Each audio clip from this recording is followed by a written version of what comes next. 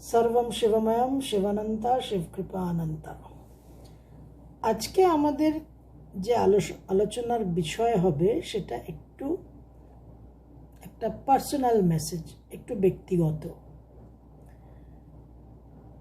প্রত্যেকটা ভিডিওতেই আমি আপনাদের সঙ্গে আলোচনা করি, আপনাদের কাছে কিছু না কিছু তথ্য নিয়ে উপস্থাপনা করি, কিন্তু আজকে একটা পার্সোনাল লেভেলে একটু আলোচনা করব, কারণ এটা আজকের আলোচনার মাধ্যমে আমি আমার সমস্ত ভিউয়ারদের আমার আন্তরিক ধন্যবাদ এবং কৃতজ্ঞতা বোধটা জানাতে চাই।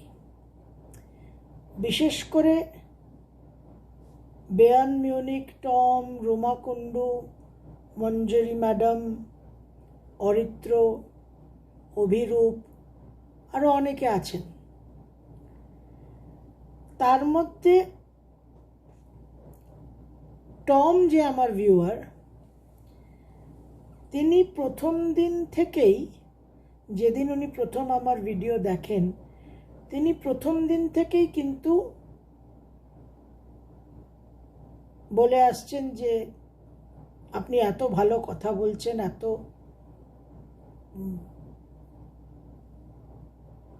আপনার যে আলোচনার বিষয় সেটা এত সমৃদ্ধ, এনরিচড কন্টেন্ট, আপনার আরও অনেক দর্শক হওয়া উচিত, আরও অনেক ভিউয়ার হওয়া উচিত। তো বারবার প্রথম দিন থেকে তারপর অনবরত উনি কমেন্ট সেকশনে এই কথাটা উল্লেখ করছেন, রিপিট করছেন। তো কমেন্ট সেকশনে আমি কিছুটা উত্তর দিয়েছি, কিন্তু একটু বিস্তারিত আলোচনার প্রয়োজন আছে, কারণ টমের এই বক্তব্যটা খুব গুরুত্বপূর্ণ, এবং এই বক্তব্যকে নিয়ে আমরা যদি একটু ব্যাখ্যা করি এবং আলোচনা করি, তাহলে আরও অনেক সত্য, many more truths can be discussed, আরও অনেক সত্যকে আমরা আলোচনা করতে পারবো। আপনারা সকলেই আমার শুভাকাঙ্ক্ষী, হিতাকাঙ্ক্ষী। আমি আপনাদের চিন্তা ভাবনা, অনুভূতিকে অ্যাপ্রিসিয়েট করি, গ্রহণ করি, এবং সেই জন্যই আমি আপনাদের একটু ব্যাখ্যা করতে চাই যে আসলে বিষয়টা কি। বহু বছর আগে আমি একবার যখন কলকাতায় থিয়েটার রোডে অরবিন্দ আশ্রমে গেছিলাম, তখন সেখানে ওদের যে ধূপের দোকান আছে, বইয়ের দোকান আছে, আরও অনেক জিনিসপত্র বিক্রি হয়, মার্চেন্ডাইজের দোকান আছে, সেখানে একজন প্রবীণ ব্যক্তির সঙ্গে আলোচনা করছিলাম। তো আমি বলেছিলাম যে ঋষি অরবিন্দর এত নিগূঢ়, এত প্রফাউন্ড দর্শন, ফিলসফি, কিন্তু ভক্ত, উপাসক, সেবক, ডিভোটিজের সংখ্যা এত কম কেন? এবং আপনাদেরও কোনো প্রচারের প্রয়াস নেই কেন? আপনারা এত প্রচার বিমুখ কেন? পন্ডিচেরিতে একটা ছোট আশ্রম, সেখানে কিছু সীমিত লিমিটেড ডিভোটিজ, সারা বিশ্বে আছে, কিন্তু অন্যান্য ধার্মিক আধ্যাত্মিক প্রতিষ্ঠানের তুলনায় অনেক কম। তো তখন ওই আলোচনার মাধ্যমে এই কথাটাই উঠে আসে যে ঋষি অরবিন্দর যে ফিলসফিটা, যে সাধনাটা, এবং সেখান থেকে উনি যে মানব জাতির উত্তরণের কথা বলেছেন, মানব জাতির পুরো সৃষ্টির, বিশ্বের যে রূপান্তরের কথা বলেছেন, the transformation of the world, the transformation of the human being, সেখানে সংখ্যা খুব সীমিত হবে। এবং সাবিত্রীতে উনি বলেইছেন, few shall see what none yet understand. এই পরিবর্তনটা, এই চেতনা চৈতন্যের উত্তরণ, এই নবজাগরণ, নবজন্ম, নবচেতনা, এটা সকলের জন্য নয়। It is not for large numbers. তো সেদিন আমি বুঝেছিলাম যে কেন ওরা প্রচার বিমুখ এবং কেন ভক্ত উপাসক সংখ্যা সীমিত। তারপর একটা জায়গায় পড়েছিলাম, একজন খুব শক্তিশালী পাওয়ারফুল মাস্টার, ইউরোপিয়ান মাস্টার, তাকে তার ভক্ত ডিসাইপল প্রশ্ন করেছিলেন। এই বিষয় তার প্রশ্নটা ছিল যে আপনি বহু মানুষকে কেন দীক্ষা দেন না? Why do you not initiate in large numbers? কারণ আপনি যে দীক্ষার মাধ্যমে যে প্রক্রিয়াটা, যে প্রসেসটা আমাদের জানান, সেই প্রসেসের মাধ্যমে তো আমাদের উন্নতি সাধন হবে, আমাদের উপকার হবে, আমাদের মঙ্গল হবে। তো সেটা তো যত বেশি মানুষের হবে ততই ভালো।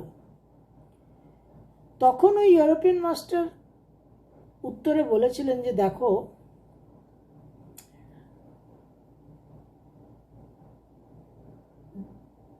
$10,000 গ্রাম সোনা বা 1,000 গ্রাম সোনা দিয়ে যদি ধরা যায়, 1,000 গ্রাম সোনা 1,000 মানুষের মধ্যে যদি বিতরণ করা যায়, তাহলে প্রত্যেকটা মানুষ 1 গ্রাম সোনা করে পাবে। 1,000 grams of gold, 1 kg of gold, if distributed amongst 1,000 people, each person will be credited with only 1 gram of gold. তাতে কোনো মানুষই ধনী হবে না। Nobody will become rich. কিন্তু ওই 1 কেজি সোনা যদি 2জন মানুষকে দেওয়া যায়, তাহলে 500 গ্রাম করে 2জন পেল, 2জনেই ধনী হলো। বা যদি 250 গ্রাম করে দেওয়া যায়, 4জন মানুষ পেল, 4জন মানুষ ধনী হলো। বা 5জনকেও যদি দেওয়া যায়, তাহলে 200 গ্রাম করে পেল, 5জন মানুষ ধনী হলো। কিন্তু যেই সংখ্যা যত বাড়ছে, সোনার পরিমাণ যত কমছে, তত মানুষ কিন্তু কম মূল্য প্রাপ্ত হচ্ছে। এই জন্য গোল্ড বা যা কিছু মূল্যবান, what ever is valuable, what ever এনরিচেস a human being, and very, very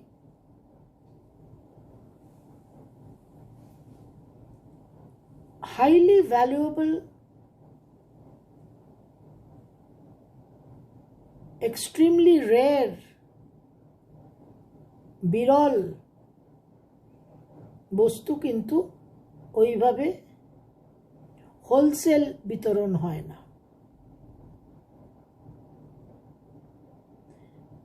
প্রত্যেকটা মানুষের বাড়িতে আবর্জনা জঞ্জাল রোজ তৈরি হয়। সকালবেলা পৌরসভার ভ্যান আসে, আবর্জনা গার্বেজ জঞ্জাল নিয়ে যায়, প্রত্যেকটা বাড়িতে হয়। তো আবর্জনা জঞ্জাল কিন্তু অনেক বেশি উৎপাদন হয়, প্রোডাকশন হয়, এবং সর্বত্র প্রোডাকশন হয়, সেখানে কোনো বিধিনিষেধ নেই। কিন্তু সোনা, গোল্ড, রিজার্ভ ইজ লিমিটেড। সকলের জন্য নয়। রোলস রয়েস আর লিমোজিন গাড়ি কিন্তু সংখ্যায় খুব সীমিত তৈরি হয়, আর 2 চাকার সাইকেল কিন্তু অজস্র তৈরি হয়।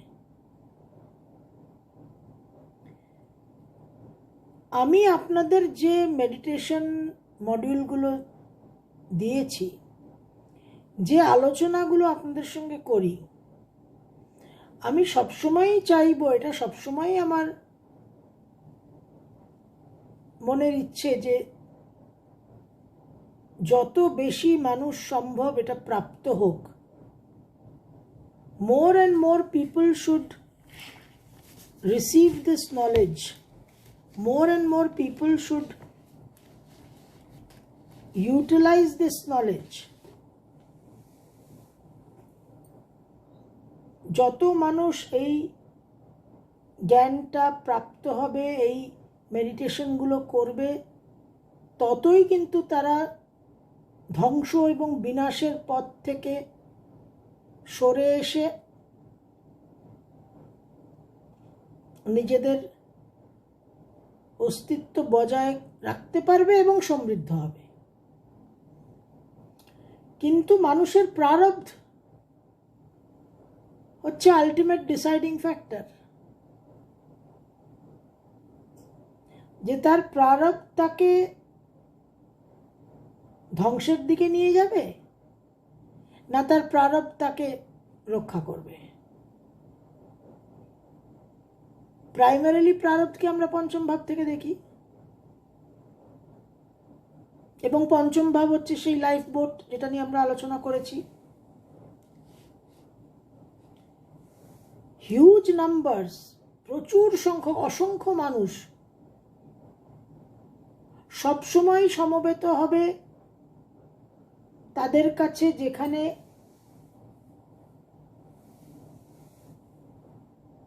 সঠিক বার্তা পাওয়া যায় না, যেখানে কপটতা আছে, যেখানে মিথ্যাচারিতা আছে। এখানে অসংখ্য মানুষ সেখানেই যাবে। জ্যোতিষীদের চেম্বারেও 50, 60, 100 সব মন্দির খুলে বসেছে। অসংখ্য মূর্খের সমাবেশ, বিভ্রান্তদের সমাবেশ। সেখানে বিচক্ষণ প্রাজ্ঞ মানুষ কজন? নির্বোধ অবোধ মানুষের সংখ্যাই তো সর্বাধিক, সংখ্যাগরিষ্ঠ। শিক্ষিত মানুষ কজন? অশিক্ষিত মানুষ কজন? যে ব্যক্তি ইউটিউবে বসে মোটিভেশন নিয়ে, চন্দ্র নিয়ন্ত্রণ নিয়ে লাইভ সেশন করছেন, 11,000 ভিউ, 11,000 লোক দেখছে সেই লাইভ সেশন, সেখানে সেই ব্যক্তিত্ব বলছেন যে বেদে ব্রহ্মজ্ঞানের সম্পূর্ণ তথ্য নেই। বেদের শেষ প্রান্তে গিয়ে আরণ্যকে এবং তারপর উপনিষদে ব্রহ্মজ্ঞানের উল্লেখ আছে, বেদের সামান্য ভুরি ছোঁয়া করা আছে ব্রহ্মজ্ঞান। তো এত বড় ভুল কথা যে ব্যক্তিত্ব বলছে এবং 11,000 মানুষ সেটা শুনছে, একজনও সেখানে ভুলটা ধরাতে পারল না, কারণ 11,000 মানুষ হচ্ছে মূর্খ, অবোধ, নির্বোধ, অজ্ঞান। তাহলে ওই বাঁশিওয়ালা, ওই পাইট পাইপার অফ হ্যামলিন যখন তার মোহিনী বাঁশি বাজাবে,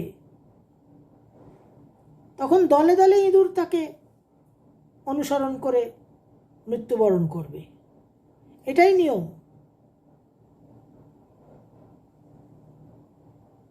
আমি যাই বলি না কেন, যে মেডিটেশনই আপনাদের হাতে তুলে দিই না কেন, মানুষের যেটা প্রারব্ধ, সেই প্রারব্ধ অনুযায়ী তো সে চলবে, সেই প্রারব্ধ তাকে পৌঁছে দেবে তার গন্তব্যস্থলে। প্রারব্ধটাই হচ্ছে সেই ম্যাগনেটিক পাওয়ার।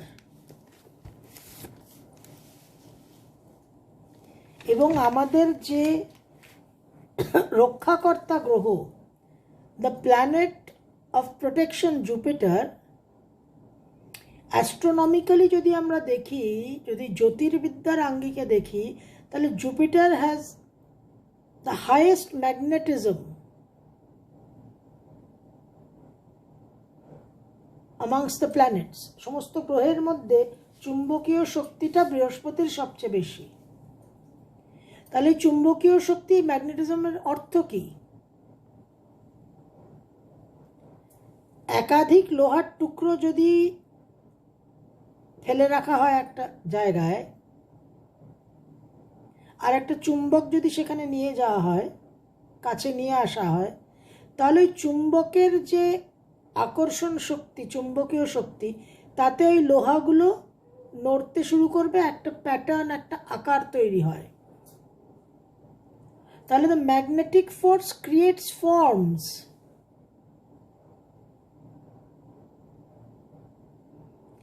তো বৃহস্পতি হচ্ছে সেই ম্যাগনেটিজমের গ্রহ, এবং বৃহস্পতি হচ্ছে রক্ষাকর্তা। তাহলে বৃহস্পতি আমার জন্মছকে কীরকম আছে, এবং বৃহস্পতির এনার্জি পাওয়া কিন্তু ভীষণ কঠিন, because it is a very high end planet. এটা গ্যাস জায়ান্ট, এটা সলিড প্ল্যানেট নয়, অ্যাস্ট্রয়েড বেল্টের ওপারে।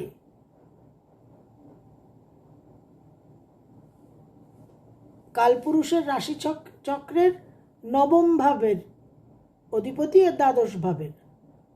তাহলে হায়ার মাইন্ড, উন্নত মন, অষ্টমকে পার করে তবেই নবমে পৌঁছানো যায়।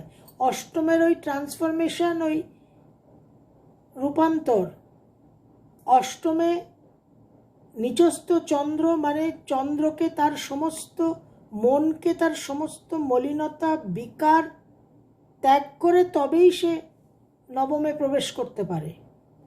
কিছু পূর্ব শর্ত আছে, there are terms and conditions, pre conditions. বেশিরভাগ মানুষের কিন্তু বৃহস্পতির সেই জোরটা নেই। এই জন্য বৃহস্পতি তাদের রক্ষা করতে পারে না, এবং বৃহস্পতি তাদের উন্নত চেতনার দিকে আকর্ষণও করতে পারে না। এই জন্য হাজারে হাজারে মানুষকে দেখবেন তাদেরই অনুসরণ করছে, যাদের কোনো মার্গদর্শনের ক্ষমতাই নেই, যারা ফাইনালি গিয়ে ওই হাজার হাজার মানুষকে ধ্বংসের পথে তুলে দিয়ে আসবে। সুতরাং এখানে আপনারা সকলেই আমার হিতাকাঙ্ক্ষী, সকলেই আমার শুভাকাঙ্ক্ষী। সুতরাং আপনারা হতাশ হবেন না, প্লিজ ডোন্ট বি ডিসঅ্যাপয়েন্টেড। এখানে দুঃখ করার কিছু নেই। ধীরে ধীরে ভিউয়ারশিপের সংখ্যা বাড়বে, ইট উইল ইনক্রিজ। যার প্রারব্ধ তৈরি হয়েছে, যার প্রারব্ধ ইজ রাইপ, সে ঠিক আসবে। তাকে তার প্রারব্ধ, তার বৃহস্পতি, আমার বক্তব্য, আমার বার্তা, আমার ভিডিওর কাছে ঠিক তাকে আকর্ষণ করে নিয়ে আসবে। এবং এই ভিউয়ারশিপ তৈরি করারও একটা সময় লাগে। আমি ডিসেম্বর 2019 থেকে ভিডিও আপলোড করা শুরু করেছি, এবং আমি নাম্বারস গুনি না, আমি সংখ্যা গুনি না, কারণ আমি জানি, আমি নিশ্চিত,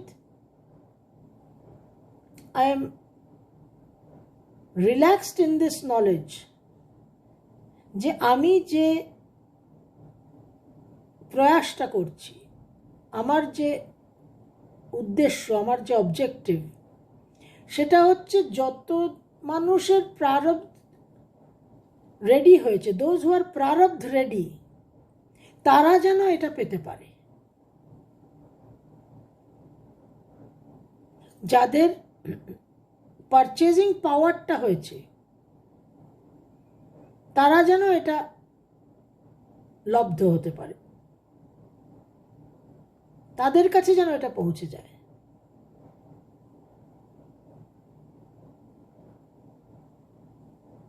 আমি 1 কেজি সোনা 100 জন মানুষের, 1000 মানুষের মধ্যে বিতরণ করতে চাই না,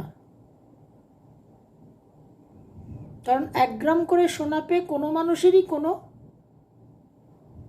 সুরাহা হবে না, কোনো সমস্যারই কোনো সমাধান হবে না। আর এখানে চীন দেশের বাঁশ গাছের একটা গল্প আছে, সেটা আজকে আপনাদের সঙ্গে একটু আলোচনা করি।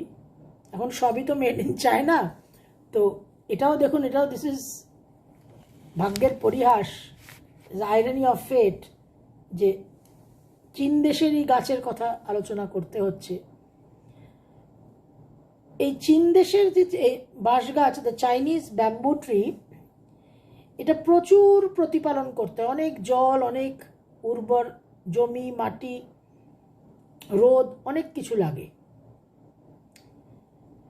কিন্তু প্রথম বছর ওই গাছটা লাগানোর পর প্রথম বছর কোনো রকম কোনো বৃদ্ধি, কোনো বিকাশ, কোনো গাছের গতিবিধি দেখা যায় না। No visible activity in the first ইয়ার।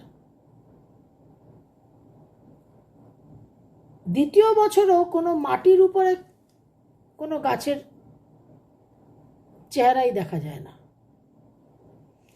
তৃতীয় এবং চতুর্থ বছরেও দেখা যায় না। তখন আমরা ভাবতে বসবো যে আরে এত যে নার্চারিং, এত যে সযত্নে লালন করলাম, জল দিলাম, মাটি তৈরি করলাম, রোদ খাওয়ালাম, 4 বছরে কিছুই হলো না, মাটির উপরে তার কোনো চিহ্নই নেই। তাহলে কি হচ্ছে বিষয়টা, ব্যাপারটা? আমাদের ধৈর্যের চরম পরীক্ষা চলে। এই ভাবতে ভাবতে যে আমাদের এত শ্রম, এত চেষ্টা প্রচেষ্টার কি কোনোই ফল হবে না, কোনোই প্রতিদান পাবো না, এই ভাবতে ভাবতে যখন 5ম বছরে, 5th ইয়ারে আমরা প্রবেশ করি, তখন একটা অদ্ভুত কাণ্ড হয়, একটা চমৎকার হয়, একটা বিস্ময়কর ঘটনা হয়, যে হঠাৎ করে 4 বছরে যে গাছকে চোখে দেখা যায়নি, হঠাৎ করে 5ম বছরে গিয়ে 6 সপ্তাহের মধ্যে, অর্থাৎ 1.5 মাসের মধ্যে 80 ফুট উচ্চতা নিয়ে নেয় গাছটা মাটি ভেদ করে। 6 সপ্তাহের মধ্যে 80 ফুট উচ্চতা নিয়ে নেয় মাটি ভেদ করে। তাহলে এই যে মাটির তলায় 4টে বছর ডরমেন্ট সুপ্ত ছিল গাছটা, চীন দেশের এই বাঁশ গাছ, কেন ছিল? কারণ পরবর্তীকালে তার একটা সাংঘাতিক বৃদ্ধি হবে, বিকাশ হবে, এক্সপোনেনশিয়াল গ্রোথ 5ম বছরে।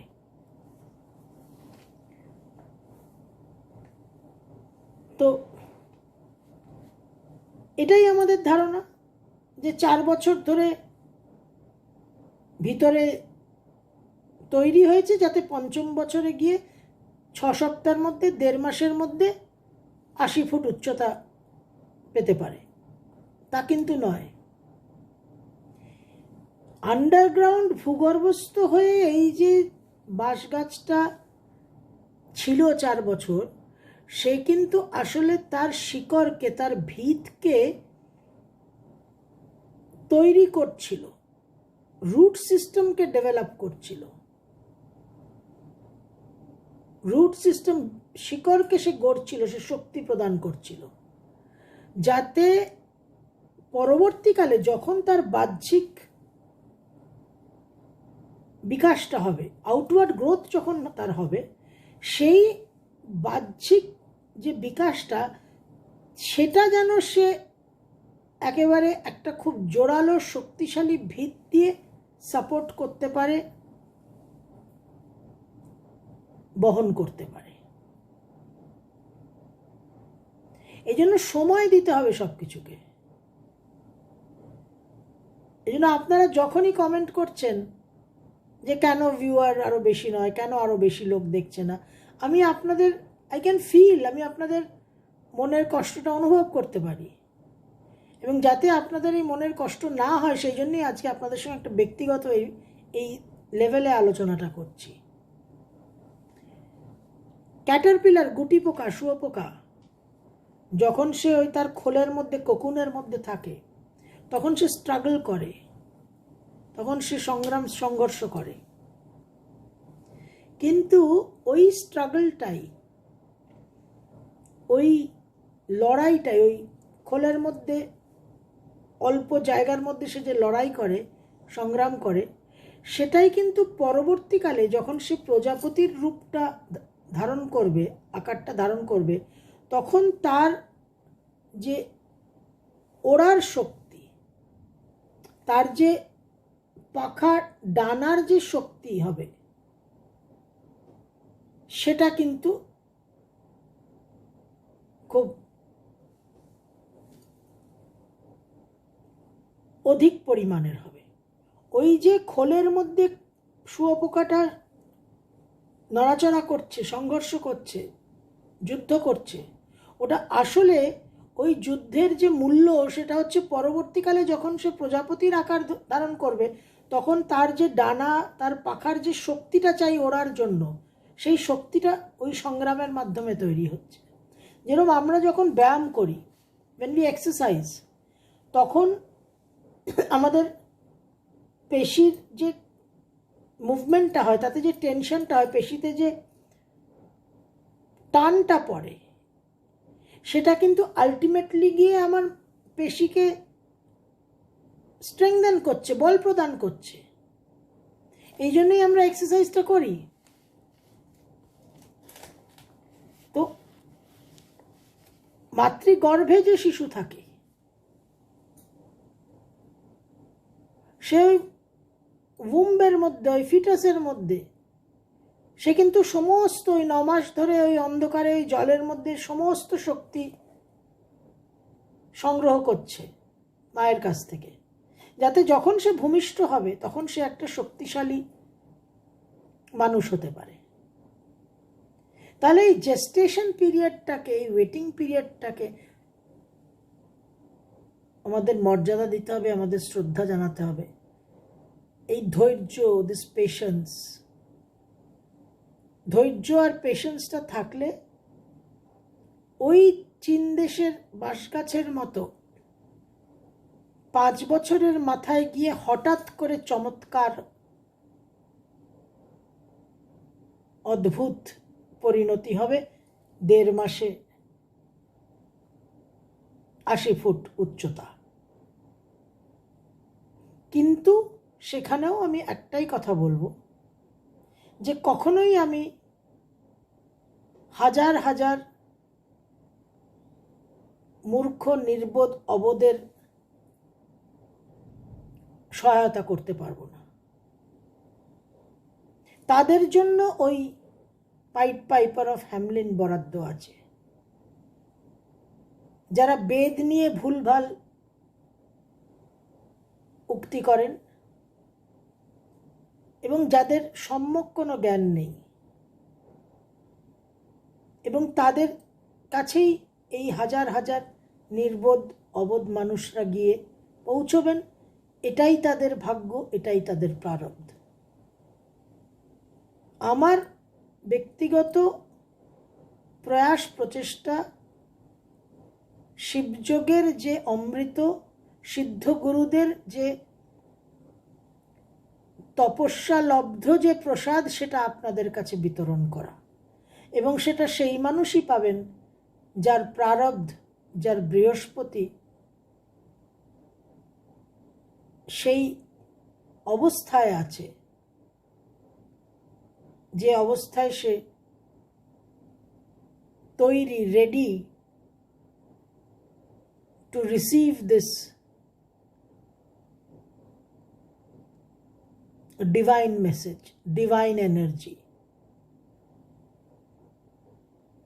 sacred divine potential to survive.